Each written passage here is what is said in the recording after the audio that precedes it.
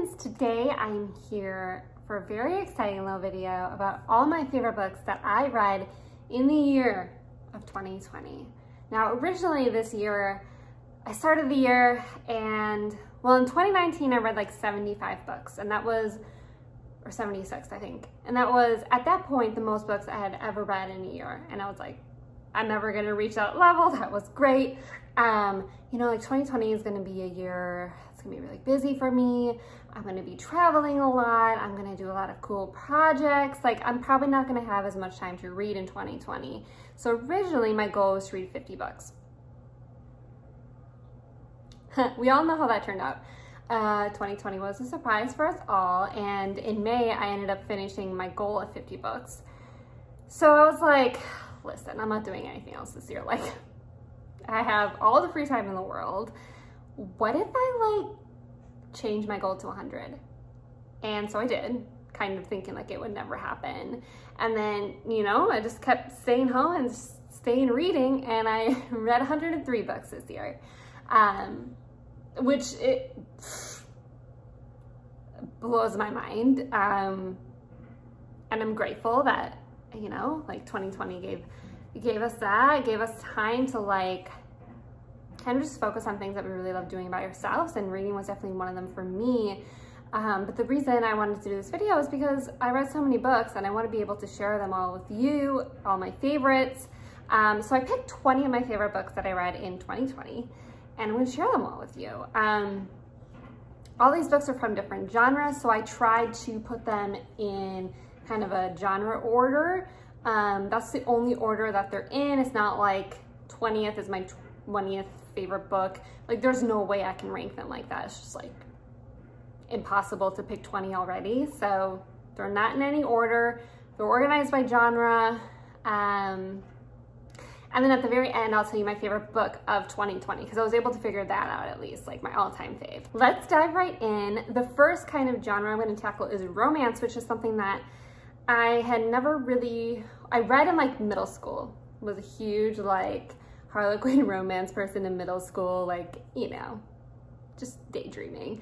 But since then I have not been a romance person. It's just like not my genre. But this year, I don't know what changed, but I started reading a lot of romance, and actually enjoying the majority of them. So the book that kind of kicked this off is Red, White, and Royal Blue by Casey McQuiston, which I can't believe I read this year. It feels literally like a lifetime ago. I mean, it was like a lifetime ago, but this is an adorable new adult romance about, so there's a vice president's son and the royal son of Great Britain, and they hate each other for something that happened.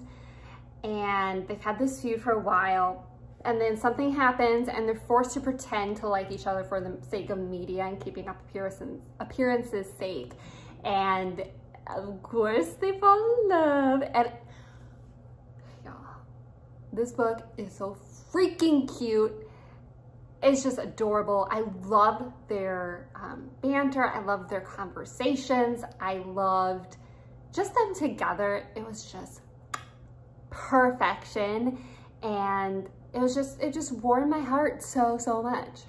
The next romance that made it to this list, two romances on my best of 2020 list, wild, is Beach Read by Emily Henry. I think this is going to be on a lot of people's kind of best of 2020 list because it was very, very well loved this year, and for a good reason. I was worried at first because it was getting a lot of hype when it first came out. And I was like, there's no way, like, this romance is this good. But there's something about this book that was hopeful, that had your, you know, your awesome romance tropes where you're just like swooning. Their chemistry was great. But then it was also very real. Like, they were dealing with very real problems in a very mature way. I think something that I really, really appreciate about this book is a lot of times in romance books, there's, you know, a trope of miscommunication. And a lot of times it's because they're too mature to have real conversations with each other, which is not healthy and not something that should be celebrated, or like, you know, like you get a happy ending if you do this kind of thing, because that's just not realistic. And I think that this book kind of really took that, turned it on its head and be like, no, these characters need to have these tough conversations. They need to be honest with each other, and that's how they're going to make this relationship work. And I really, really loved that about it. Okay, now we're going to take a little turny turn and go into memoirs that I read this year. Memoir is probably one of my favorite genres. I love memoirs. So I have a couple on my list for this year. The first one is In the Dream House by Carmen Machado. The writing in this memoir, it tore my heart into a million pieces. The writing was so raw and poetic and stunning, and I really felt like I was in her head, experiencing the things that she was experiencing right along with her, which I think can be, for the writer to be able to do that when looking back on their own life through a lot of traumatic occurrences and instances, I'm in awe that she was able to write this. And so happy that she did, because I think it's so healing. It is a book that is about growth and realizing your own self-worth. In order to reach that point of self-love and realization, the author really had to go through a lot of shit that was horrible. And she talks about it very candidly in this book. This book really brings light on the topic of abuse in same-sex relationships, which is something that I haven't seen a lot in media. I haven't seen a lot in books. That just isn't really talked about. And this book did it perfectly and wonderfully, and it's so, so, so important to read. The next memoir that's on this list is kind of like a mixture of a memoir and nonfiction, and that's Belabored by Lyz Lenz. This is a book that not enough people have read this year, and I really want more people to read it. This book explores the ideas and policies and cultural implications of pregnancy in America and around the world, mostly America. Lyz Lenz really did so much research into this book. She brought in her own experiences with pregnancy into the narrative as well. I particularly thought the sections on maternal mortality were so important. It's something that's kind of just beginning to be talked about in America, but I think as a whole, generally people think of maternal mortality as a third world country problem, but it's so significant in America, especially for Black women, and it's really talked about heavily in this book, so I think it's so, so important. There's construction going outside. I don't know if you can hear it or not. Can you hear that?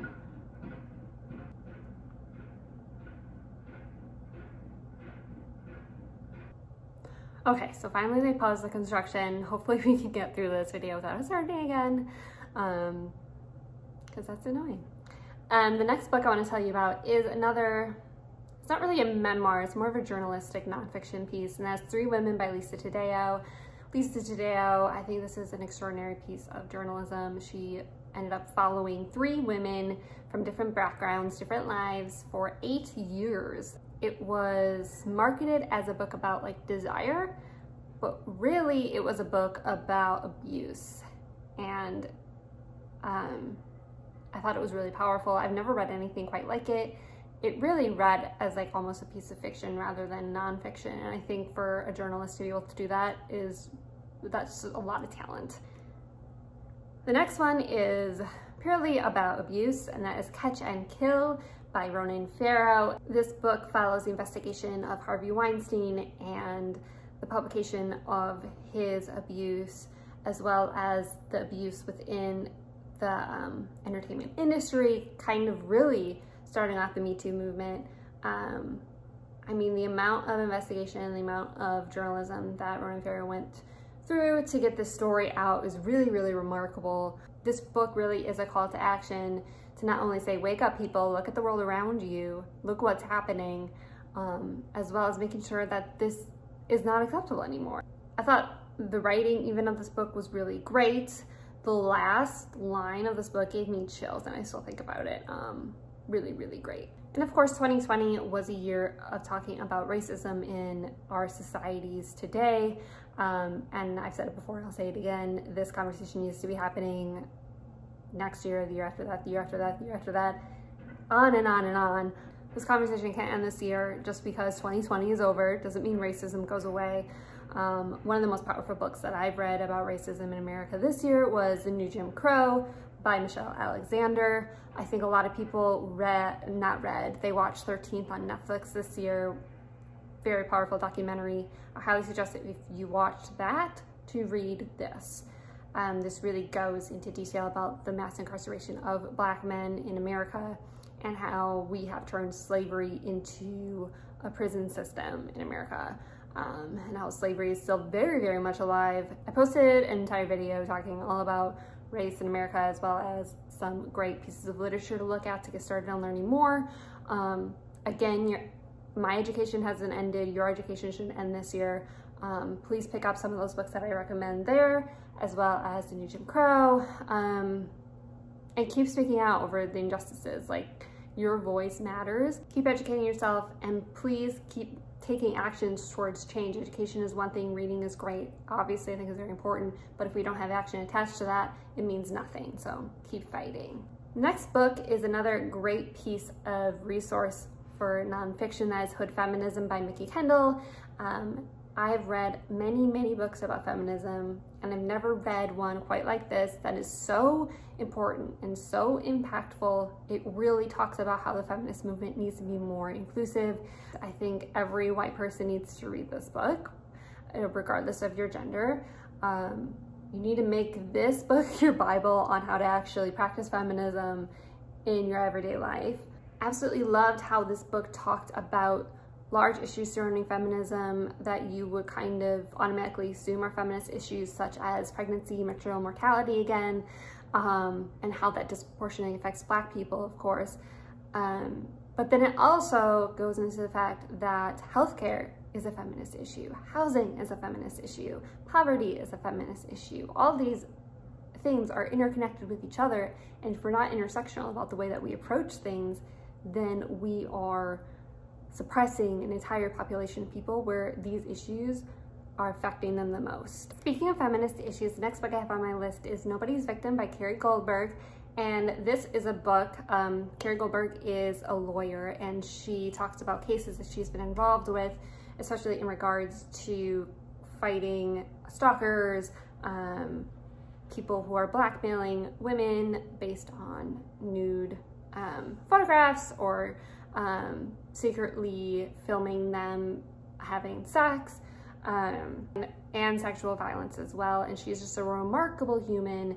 I thought this was a really, really great book in regards of discussion to our own sexual autonomy and fighting to have our basic rights, especially within the legal system currently.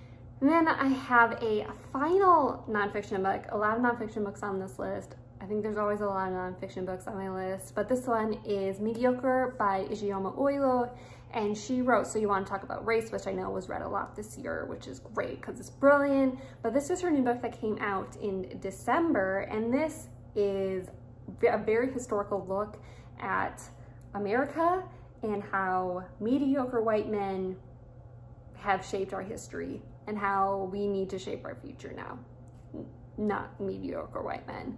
I learned so much in this book, so much that I had no idea about, especially in regards to early American history. It was very, very interesting. I wish that I could just go into every single high school and just put this book in every classroom and make everyone read it. It's a must read. It's a must read. This year, I also really fell more in love with thriller and horror. Horror is my favorite genre to write, but weirdly enough, I haven't read that much horror. So I kind of have two on my list this year. The first one is When No One Is Watching by Alyssa, and it was amazing. There are two things about this book that just really, really worked for me. The first one is that it was a thriller, but it also addressed so many societal issues such as redlining and gentrification, that were so brilliantly done. And I think, as well as a thriller, this was kind of an educational resource as well. So if you're interested in learning more about those issues, I would highly recommend picking this book up. And then the second thing that really worked for this book is the pacing was interesting because it was kind of a slow burn at the beginning. And then like the last third or maybe fourth of the book was just like, ooh, so much happened. It took a turn that I was not expecting, but should have expected, because a lot of the twist that happened is all rooted in history and in current America. So, I mean, I thought this book was just brilliant. The second horror thriller that's on this list is Home Before Dark by Riley Sager. I read a couple of his books before and thought they were pretty good. I wasn't blown away by them, but I really, really loved this one. This is basically a haunted house horror, which I kind of learned this year. It's one of my favorite subgenres of horror. There's just something so interesting about the psychology behind that to me, where, you know, home is supposed to be this safe place that's yours, and then what happens if it's not. This was just a really fun read. I had a hard time putting it down. There was a lot of twists and turns in this one. Some of them were predictable, some of them weren't. There was also kind of a mixed media thing going on where there's excerpts from a book as well as the book you're reading. Highly enjoyable and freaky. There's a lot of points that genuinely spooked me. The next book kind of tiptoes on the line between horror and fantasy. I would personally consider it more fantasy, but I think a lot of people are categorizing it as horror, and that's The Year of the Witching by Alexis Henderson. This book is kind of, it's in a mythical place that kind of reminds me of like 1600s America situation going on. This book was so up my alley. It had a great atmosphere. The world building was great. I loved that it was brutal. Like, no one was safe in this book. The relationships were really strong, especially the friendships in this book. There were parts that just tore open my heart, but I loved it. Just the general vibe of this book is everything. I need more witch books. The next book is a fantasy book, and the ending, well, I'll just tell you what it is. It's The Empire Gold by S.A. Chakraborty, and this is the finale of the Day of Bad trilogy. And this finale just solidified that this trilogy is my favorite fantasy series that I've ever read, which, ooh, big claim, but it's true. I thought this ending was perfection. Not only is the world building great in this series, but there's a lot of political intrigue and a lot of decisions that the characters have to make that there's not a right or wrong answer, and they have to figure out what to do. There's consequences to all their actions, both good and bad, and just the characters are precious. I love each and every one of them so dearly, and I really, the book could not have ended any other way. It was perfect. The next book I just finished, and I had to kind of like rewrite my whole list because it made its way onto the list, and it was very unexpected, and that is The Wicker King by Ancrum. And this is a really interesting book. I don't really know exactly how to describe it. This book follows two best friends who've been best friends for their entire lives. One of them starts to develop a hallucinogenic disorder where he starts seeing things in their life from a different world. And you kind of slowly follow these two characters into different kinds of madness.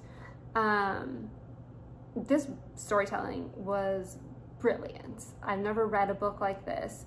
I loved that the narrator was unreliable. I thought the relationship between the two characters was very interesting. My heart hurt during many times of the book. I really wish that I read this book physically. I read it on e-reader, but I think in the real book, like, the pages slowly start turning blacker and blacker as they kind of start, as reality kind of starts to get muddled, which I think would have been an even more brilliant reading experience. This book had elements of like multimedia in it, so there were like playlists and newspaper articles and documents intermixed throughout, which only added to the storytelling in a great way. And then the author's note at the end, please read it. It was my favorite part of the entire book. I then have two poetry collections on the list. The first one is Felon by Reginald, Dwayne, Bettts, and this is a collection that really explores mass incarceration in the United States and the cyclical nature of it. I thought it was really brilliant, especially the blackout poetry that was sprinkled throughout. some of the best I've ever read. And then we have The Tradition by Jericho Brown. This poetry collection is so beautiful and raw, accessible, just kind of like tears you apart, but then like leaves you at the end with hope. This explored so many things like pain, abuse, sexuality, race, faith, family, and it was just so beautiful, and it won the Pulitzer Prize, which thank goodness, because it definitely deserved it. Okay, we're in the final stretch. We have fiction at the end. I have 3 books. The first one is My Dark Vanessa by Kate Elizabeth Russell, and this book really focuses on an abusive relationship between a woman and a teacher that she had at her boarding school, and it follows her from the beginning of the abuse, starting at age 14 or 15, I can't remember exactly, and then years later with her still dealing with the trauma. This was very, very powerful. Obviously a lot of trigger warnings for assault, manipulation, and things like that. So please be aware of that going into it. It's not an easy read by any means. I thought it was so beautifully written though. My heart really hurt throughout while reading this book, but I think that it dealt with trauma in a very realistic light as well as healing. The next book actually also won a Pulitzer Prize, and again, so well deserved, and that's The Nickel Boys by Colson Whitehead.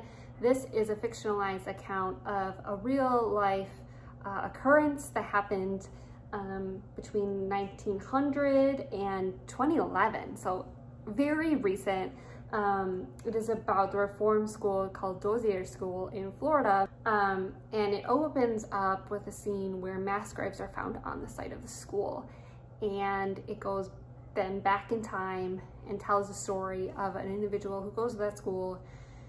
It is brutal, heartbreaking. I think the storytelling is masterful. He wove in real quotes from actual survivors throughout the novel, which I thought was brilliant. The way that he switched from present to past was so well done. The ending was, it was so, so powerful. It's a must read. I truly, truly think that it's a modern classic. And now we have reached the best book of 2020, and that is Godshot by Chelsea Bieker. This book has everything I could possibly want in a book. It has gorgeous writing. It's about a cult, and it's about a mother-daughter relationship. It follows a 14-year-old girl, and I think that the author captured the mentality of a 14-year-old and her willingness to believe and to trust and to love so beautifully. This book really is about unconditional love through so much brutality, and it gave me so many emotions. I cried, I cheered, and I felt hopeful. It just has everything. So those are all of my favorite books of 2020. Please let me know what your favorites were, what I should be reading in 2021. Cheers to 2020, good riddance, goodbye, hello 2021. I know a lot of the same struggles are still going to exist, especially in our society. So let's keep educating ourselves, supporting one another, and reading. So yeah, I'll see y'all soon. Have a great day. Bye.